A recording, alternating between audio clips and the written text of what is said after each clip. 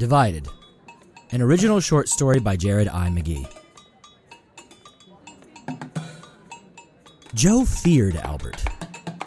Albert was vociferousness. Albert was anger and venom. Albert was aggression, misogyny, and darkness. Albert was tendentious, defaulting to whatever word caused the most hurt and disquiet in any given situation during any given interaction. Joe feared Albert.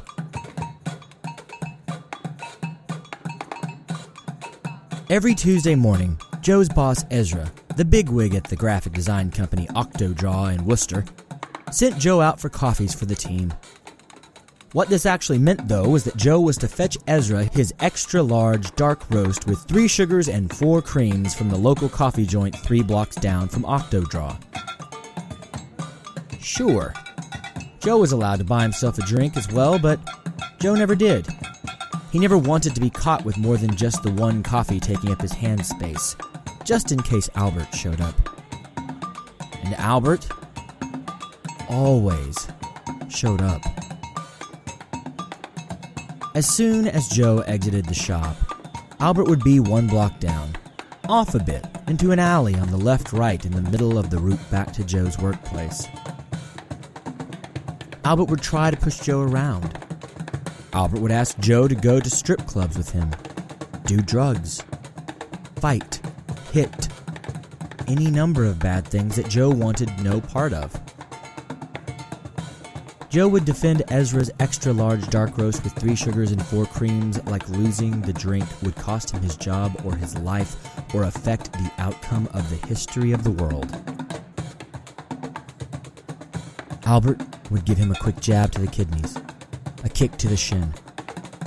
It was chiefly verbal accosting, though.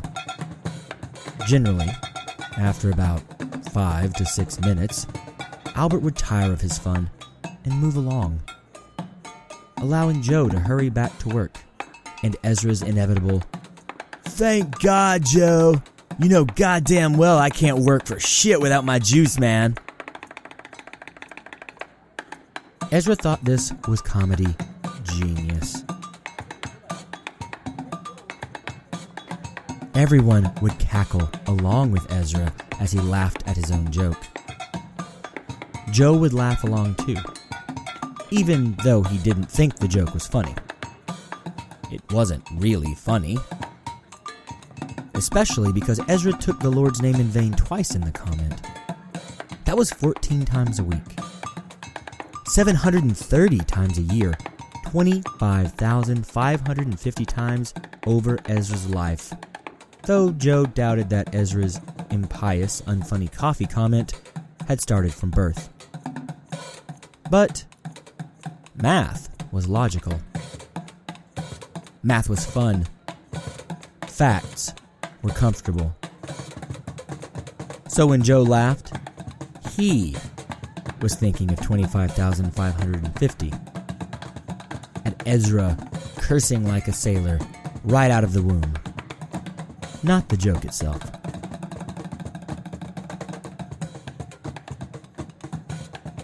No one ever noticed the drips of coffee on Joe's assorted cardigans or the limp to Joe's step after his coffee runs.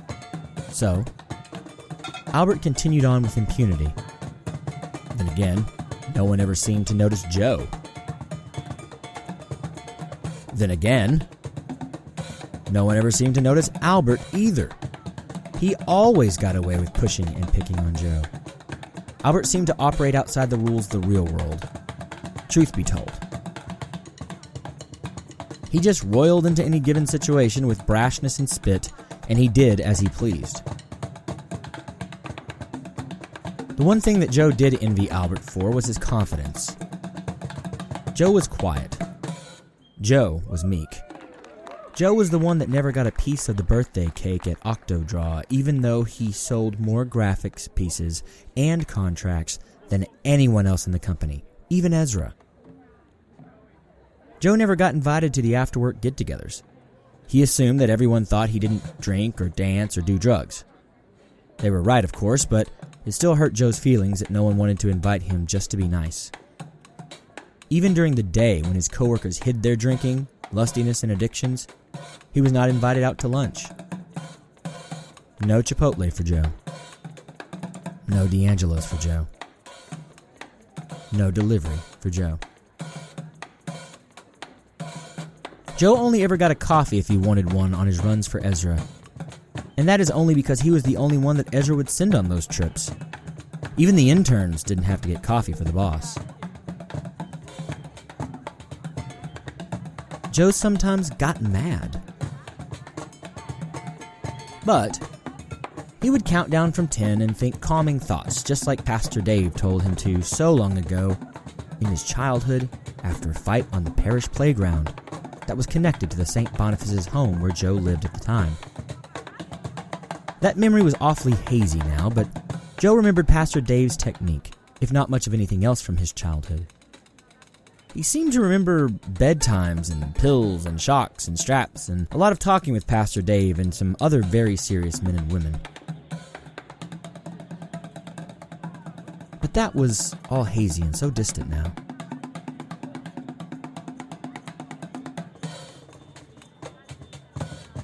One Friday afternoon, Jacina shook Joe's world. She invited him out to Reggie's after work. Reggie's was the cool reggae bar that was Octodraw's favorite. Joe knew this because, of course, he overheard them talking about how wonderful it was while he had sat at home alone. Joe didn't want to actually go upon the invitation, but he beamed when Jacina asked him. To even his own surprise, he said yes as soon as the invitation had its question mark hanging from the end. The remainder of work went as usual. Joe packed his satchel bag up at 4:30, which he never did. At 5, he was the first up, loaded down with his satchel and ready to head out with the crew to Reggie's. Everyone else took another quarter hour to pack up, which actually surprised Joe. He thought he remembered everyone doing the 4:30 pack up for the 5 o'clock sprint out, but this was his first time. He could be mistaken. They all walked the mile or so to Reggie's, Joe keeping his head on the swivel, trying to take part in all the fractured conversations at once. He wasn't actually involved in any of them, but he was very happy to be some part of the exchanges. His head remained on the swivel to keep an eye out for Albert as well, of course. But that goes without saying. They arrived at Reggie's in roughly 20 minutes. Everyone ordered a drink but Joe. Jacina ordered him one, though. It was called a Reggie's Sweet Tea. Joe loved sweet tea. It reminded him of his grandmother, who had loved him so very much. Though hazy with the rest of his memories, that one stuck out somehow, some way. He happily gulped it down. Jacina and the rest of his coworkers thought it was great. She ordered him another.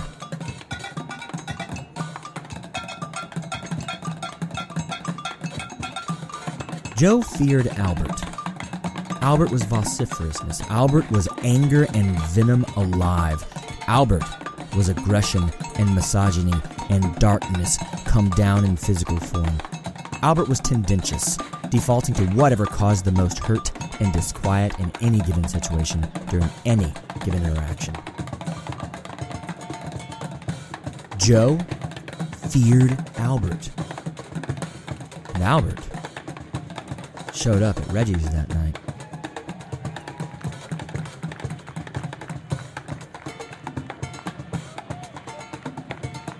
Joe had finished his 5th sweet tea and was feeling quite sick. Jacina and Ezra and Patrick and Pete and Jeff and Abraham and everyone else were hooting and hollering, and they all laughed a lot at Joe's drinking of his teas.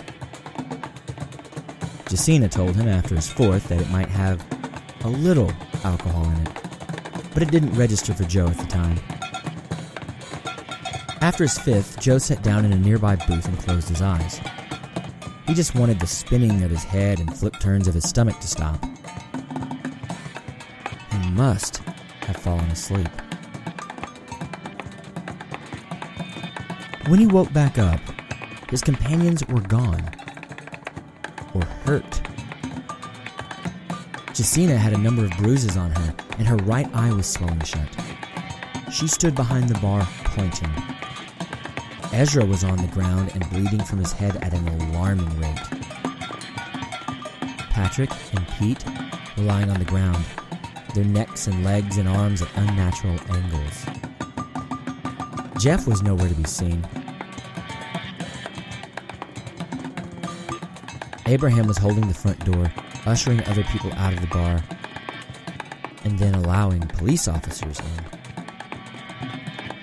Albert must have found him. After all this time keeping his stalker away from the rest of his life, this was a tragedy. Joe had always been so careful. No, he'd not been invited to things, but no, he would not have gone in the first place for just this reason. What had Albert done here? Joe knew that Albert had done unspeakable things to people, but Albert had never really hurt Joe. Not like this. He was pretty sure that at least 3 of his coworkers were lying dead. Jacina was still pointing at Joe. Joe froze, thinking that surely Albert must be behind him. Jacina was trying to warn him, right? Jacina wailed and cried and spouted out a font of unintelligible accusation and anger and fear. The stream of police officers shuffled in and followed Jacina's pointing to his booth. Joe stayed frozen, thanking God the police were here. Finally, Albert would be held accountable for the despicable things he'd done over all these years of their knowing one another. Joe beamed once again as the police veered toward him. Then they snatched him up and roughly pulled him out of the booth. Then they slammed him on the ground, beginning to read him his rights, like he'd seen cops do on TV before he changed those inflammatory, scary crime shows that he didn't like to allow into his home. They polluted the mind, you know. Jacina's sobs lessened and her screams clarified. You! Who the fuck are you? What the fuck are you? You killed them, Joe! Killed them! There was more, but Joe was pushed out of Reggie's and into a police car. It was also confusing. Despite all the hullabaloo, Joe felt so tired. He rested his eyes for a time.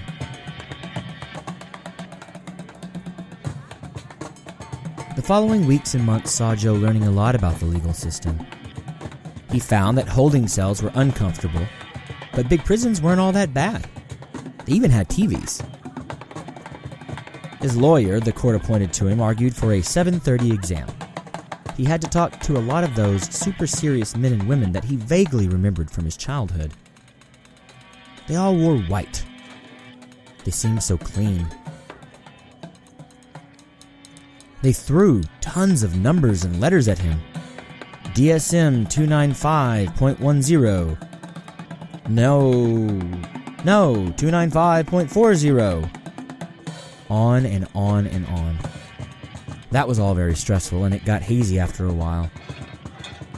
He did get to tell them a little bit about Albert before he took a nap, though. He always got to tell them a little bit before he took a nap. After his exam, Joe got to move to a really nice facility, a lot like St. Boniface's, back where he'd stayed with Pastor Dave. Everything was comfortable, and there was a lot of structure in the day. Everyone lived clean lifestyles, and no one ever drank or took the Lord's name in vain or cornered him for kicks or kidney punches. Best of all, Albert seemed to disappear from his life. This is the first time he was Albert-free since way back with Pastor Dave. The last time Joe ever got to see Jacina or Abraham or any of the others from Octodraw was in open court. They testified against him, which was very confusing for Joe. At this point, his doctors had him back on the essential vitamins he was on as a child. That was starting to come back to him now, these snippets from childhood. Still, that didn't fully explain to him just how disconnected Jacina and Abraham's testimonies were. He snorted some stifled laughter as Jacina described how he'd broken a bottle over Ezra's head and used the remains to shred Ezra's throat. His attorney turned to him and gave him a severe look at the noise, giving him a "please shut up" glare. There in court, that day, Joe had to share the joke with the attorney. He continued under his breath, tittering. "But Mr. Inwood, that Jacina and all them think that me and Albert are the same guy. Crazy."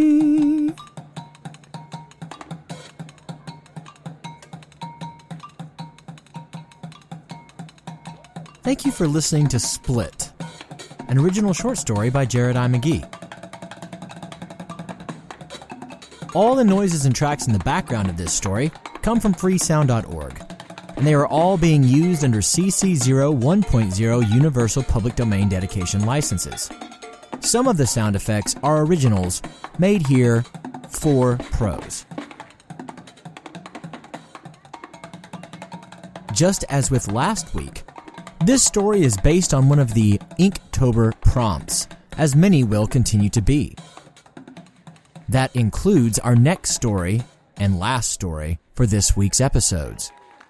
So please stick around and listen to On a Saturday Night in October.